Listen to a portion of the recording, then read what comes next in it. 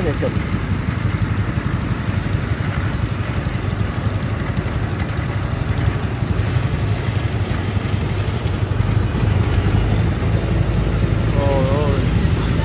Ôi ơi trời ơi, rồi hết trơn luôn, hết trơn luôn.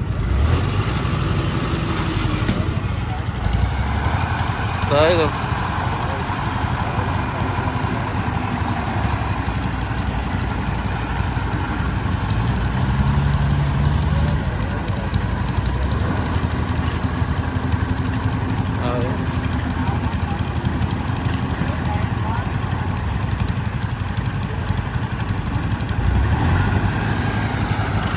Này là cực mấy anh cậu lúa luôn rồi, chủ ruộng bị trừ tiền lại luôn.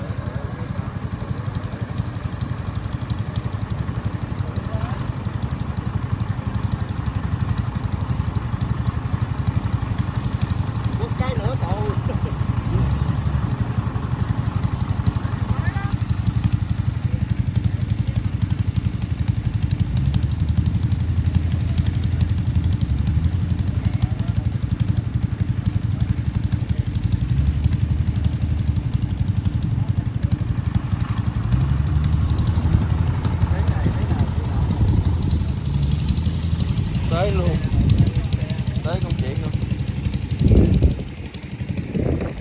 Rồi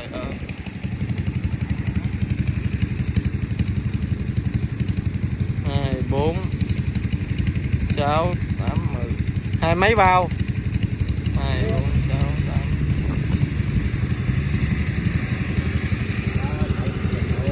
20 bao quá, 20 mấy. Ban cái này xuống như ít nữa anh, cao bên của trời.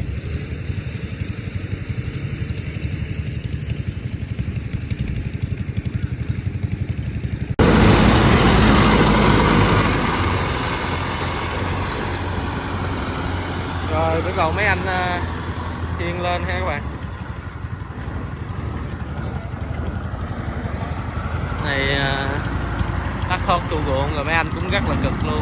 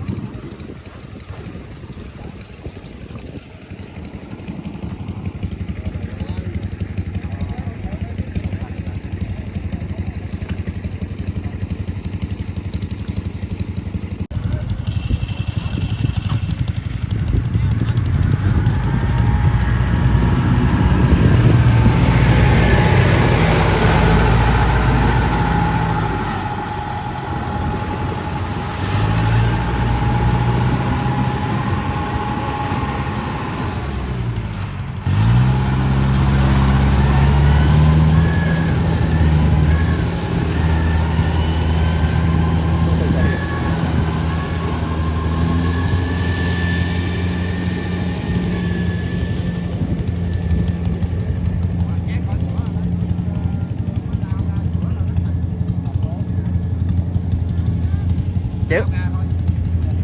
Này biết sao chịu xuyên anh xớt bao á, xớt bao khác.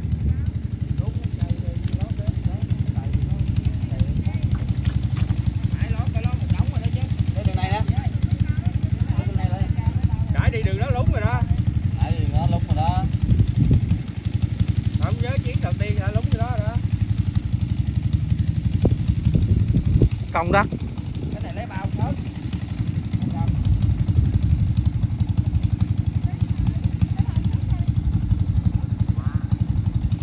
Lấy bao xớt ra, đợt đó em cũng bị xớt cũng đỡ. Lấy bao xớt ra đi. Lấy bao nào cần xớt ra, bao nào cũng cần thôi.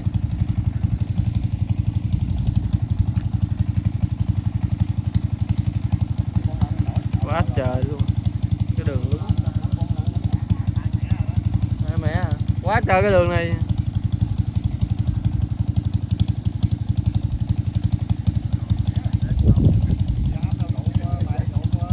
Này nữa biết sao không, chủ đất là làm chung nhau xúm lại đổ mẹ bê tông ra tí xíu vậy đó, đừng lên đó. Đổ bê tông á, người ở ngoài hùng lại ngừng ít ít gì đó. đổ bê tông âm xuống cho nó bằng bằng chút.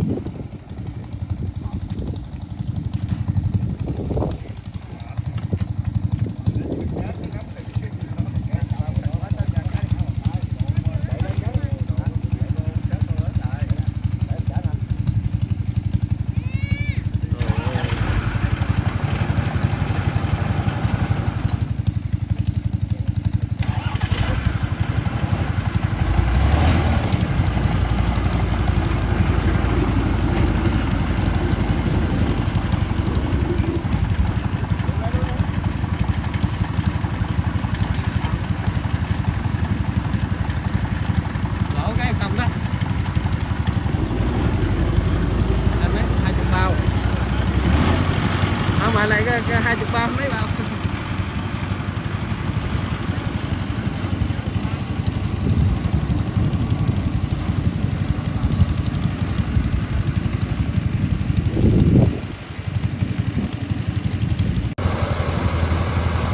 Phải về bao cái gì về lại đi tiếp rồi.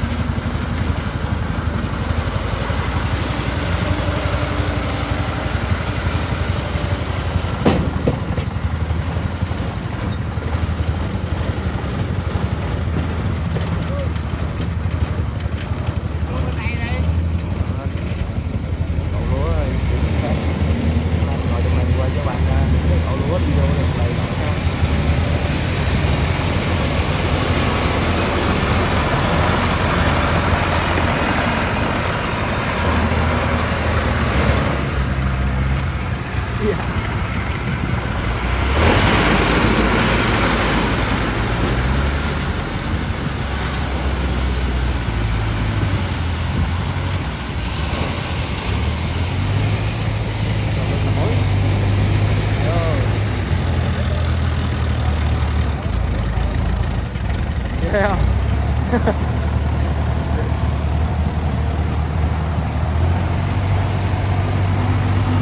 Cao ghê.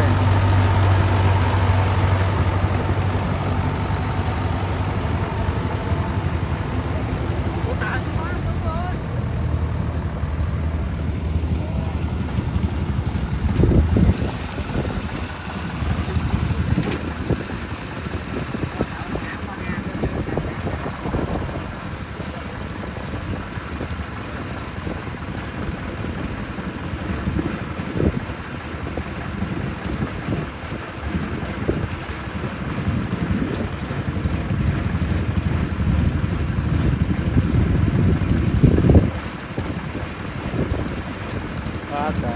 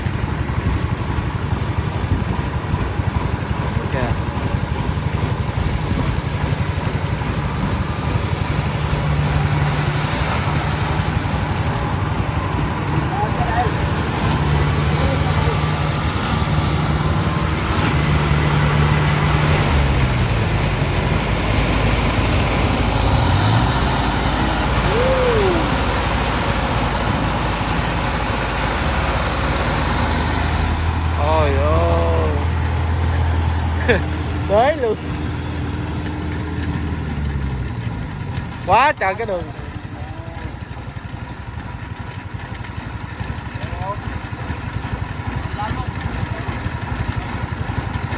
Trời ơi.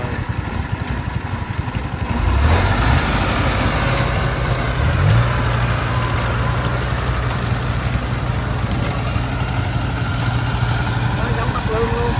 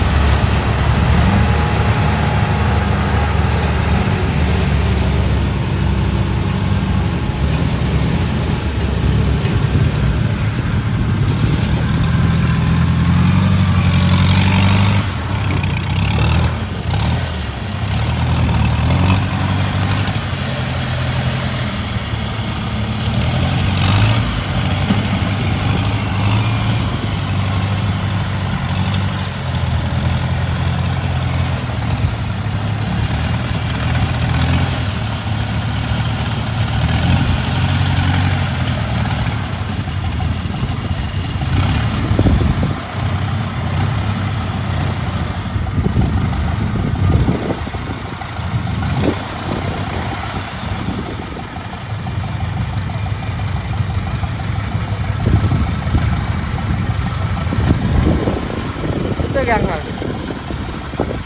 xích cái găng rồi.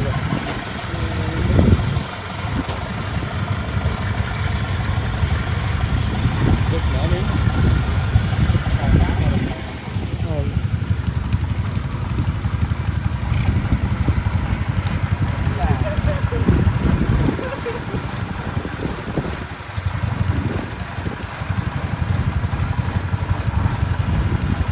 Tới câu chuyện.